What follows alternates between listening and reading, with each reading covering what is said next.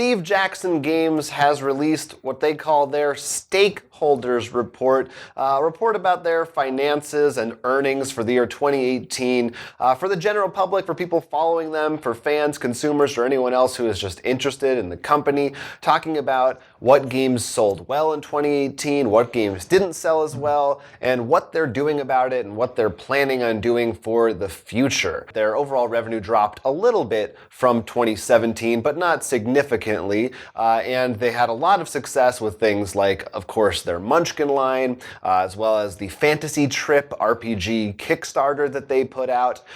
They had kind of a mixed success with the Munchkin collectible card game, which sold very well initially, but was too expensive for them to be able to print the next set right away, which I found interesting. We can definitely talk a little bit more about that. But this is yet another example of a company being transparent and open about their earnings and their standings in the industry right now, and talking about what they're doing. They also said they had to let go a few people, unfortunately. They were trying to tighten up their employee workforce. What surprised me actually a little bit is they said that they only have about 30 full-time team members, which seems very small to me for a company that seems to loom so large in the games industry. What was your main takeaway from this, if anything? One of the things I found interesting is they talked a lot about, too, because this is not the first actually earnings report we've talked about in this past week or so.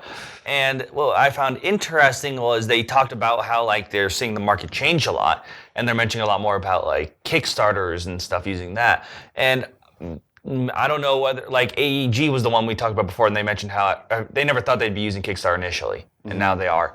And how the market's changing. I'm curious to see what's going to now happen. I want to see more reports now to hear what other companies are doing. And I like how they actually mentioned some of the other companies, like, what's happening generally? Well, Asmodee's buying more. Yeah, right. And Love Letter has been sold off. They're kind of going through a whole report about the industry. Yeah, Kickstarter is clearly a resource that more and more publishers are making use of. And even, they even had some Munchkin stuff on Kickstarter. Yeah. So. Well, and a big thing they also mentioned was how short the window's growing for buying things. They said like a hot game that came out in September was heavy on discount before the end of the year. Yeah, and one thing that they did not mention that AEG's report was all about, that I would think that would kind of lead into, was the idea of just producing fewer games and focusing more on them. But it seems like they're doing pretty well with They their... sort of did say that, though. They said some things got delayed because they'd rather make a good game than... Right, they quoted Shigeru Miyamoto about delayed games, which I respect for sure. But Munchkin clearly is still going strong for them. Like, I don't know I don't know what people predict or what, like, I think we're more in the hardcore gaming crowd, and for a lot of that crowd, I think Munchkin has fallen to the wayside, but clearly there's plenty of more casual gamers who are still very, very enthused about it. I'm not sure what to think about the collectible card game. What did you think? Because I think you did an interview a little bit when that first game first premiered, so I feel like you know a little bit, plus you have more of a CCG background. What do you think about that? Like they said, they had it in their success and failure section. Well, because I think initially it's success, which makes sense. As you said, Munchkin's really hot, so it's like, ooh, a new card game version, it's not just a reskin. This will be interesting. So, the first set comes out, and it does well. And in it, he said he made the mistake of listening to people and making a second print run, which I completely agree, because I feel like with a card game, what happens is you got to go fast in the early, because I always mention it. CCGs are so hard to compete when, like, you've got the titans of Yu-Gi-Oh, Magic, and Pokemon that are just, like, eating up all the attention. You gotta, like, you need to make sure people don't forget about you. Right, so even though your first one did really well, when you release the second set, sure, that will make the singles market drop down. Then people are like, I have my set, I'm done, whatever. But if you made it the second set, I think, and that's what they said they regret not doing, then people would be like, oh, more new cards.